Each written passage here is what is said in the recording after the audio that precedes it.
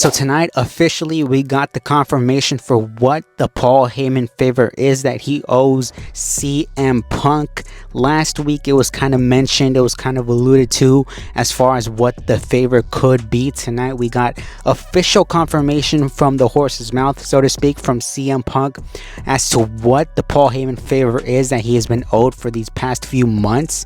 So to start off, CM Punk kicked off the show. We were in Chicago, Illinois to kick off the show, and really in retrospect, when you think about it, this is the perfect place to unveil the CM Punk favor that Heyman owes him, because obviously this is Punk's hometown. This is where he's going to be massively over. Obviously he's so over wherever you go, but this is his hometown, so there's like that extra level. CM Punk came out here to kick off the show. He essentially came out here to thank everyone, in his entire career, the fans, his wife, for sticking with him now that he is officially a WrestleMania main eventer, now that he will main event WrestleMania Night 1. Now eventually Paul Heyman comes out here and does ask CM Punk that he has a favor of his own to ask of CM Punk. CM Punk then tells him, what is this favor? What do I possibly owe you?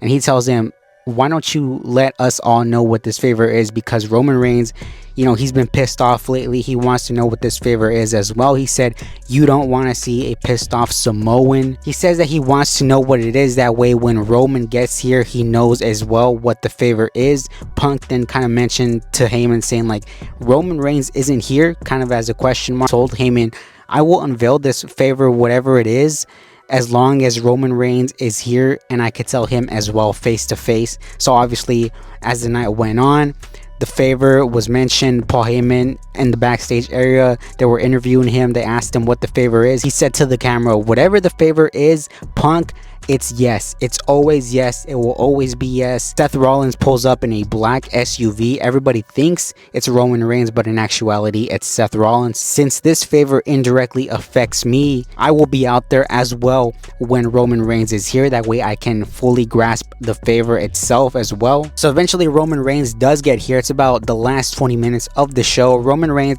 in the fastest entrance that I've ever seen Roman Reigns have. This entrance literally lasted about a minute and a half from the backstage area all the way to the front of the ring. Literally like a minute and a half. They were playing it up that Roman Reigns, he's here to talk business. He's here really upset. So eventually Roman Reigns calls out CM Punk, but what we get is Seth Rollins. They go back and forth, Roman Reigns and Seth Rollins, and eventually both guys patiently await CM Punk.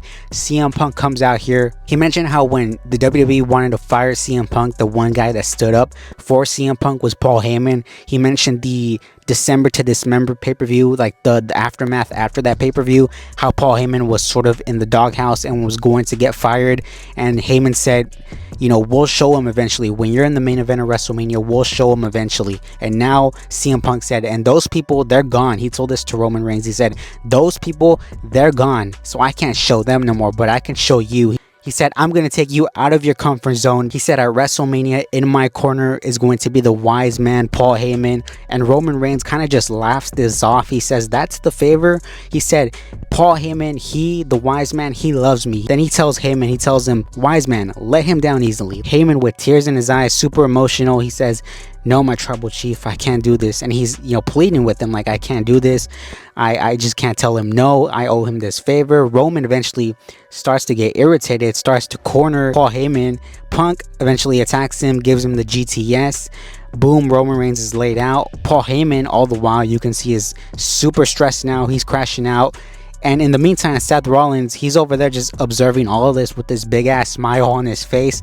And that's how we end the show off. So officially, what the Heyman favor is that Heyman will be in the corner of CM Punk at WrestleMania. Now, this does put the seeds into the story now that, because Heyman does owe him this favor. So he will be in his corner at WrestleMania. That doesn't mean he's going to be in his corner going forward. But now, since you see that Roman is essentially treating Heyman like shit, that Heyman now has like a reason to want to side with Punk. Heyman is going to see how Punk treats him versus how Roman treats him, and eventually might end up siding with CM Punk fully down the line. We also had a lot of other things happen on this show. We had Jacob Fatu against Braun Strowman. I thought that was a very fun match. These two guys that were going through tables, going through barricades, etc. Eventually, Jacob Fatu got the win after he put Braun Strowman into the table. He got the win, and now he's going to face LA Knight at WrestleMania.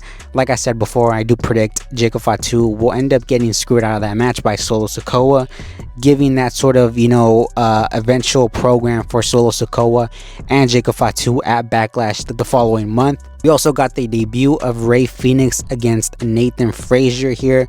Very fun match. These two guys were going fast and furious. It was almost like if you blinked, you missed it, because these guys were hitting moves like consecutively. But very good match, very fun match for Rey Fenix in his debut on Smackdown. We also got the confirmation of Jade against Naomi at WrestleMania by Nick Aldis.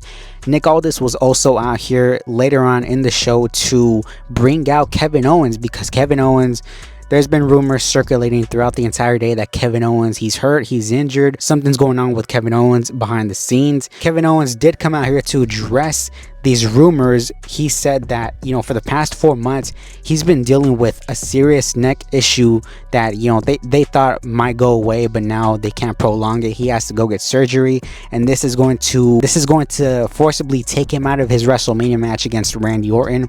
Now, when I was watching this, I couldn't tell if Kevin was in character, if this was out of character, what was going on here. But it's safe to assume when Randy Orton came out here and didn't do anything to provoke Kevin Owens, that I kind of figured, okay, this is legit, this is 100% legit. So obviously we hope Kevin Owens comes back fully recovered. Obviously a neck issue, serious thing. We hope he comes back fully 100% ready to go. And it really sucks that Kevin Owens isn't going to be at WrestleMania this coming year. But Randy Orton did get the news by Nick Aldis that his WrestleMania match is essentially canceled, and he RKO'd Nick Aldis. Now, does that mean that Nick Aldis and Randy Orton are going to have a match now at WrestleMania? That's, who knows at this point. But Randy Orton, as far as it stands right now, Randy Orton has no match for WrestleMania 41. Now let's talk about the Charlotte Flair and Tiffany Stratton promo here, because man, oh man, this was something else. So obviously, if you recall, the build to this match has been mediocre at best. I don't know if this was a train wreck. I don't know if this was good. I don't know if this was bad. I can't really tell you how I feel about this, but I will say one thing: it was better than what we got in recent weeks. At least this one gave you something to sink your teeth into. And apparently, if the rumors are true and you believe sort of the dirt sheets going around, most of this promo that was laid out wasn't approved. Essentially, they went off script here, both Tiffany and Charlotte, and there was a line in particular that I think that really stumped Charlotte Flair. Tiffany said that something to regard like her marriages, like she's 0-3 or something like that, and you could tell that this really stumped Charlotte Flair. Charlotte Flair couldn't even get a word in here. She was getting booed.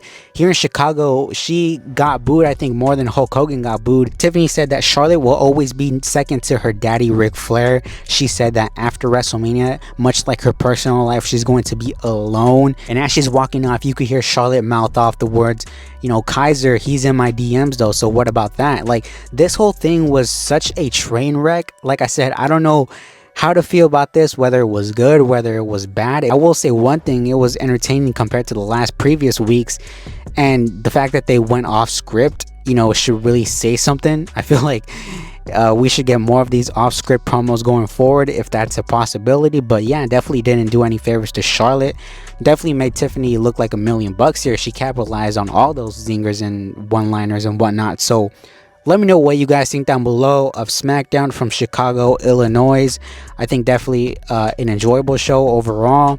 I think going forward for WrestleMania, we got 2 weeks now. So this is the final home stretch essentially for the WrestleMania build. So let me know what you guys think down below. Let me know your thoughts. Let me know your thoughts on the Heyman favor. Until next time, I'll see y'all later.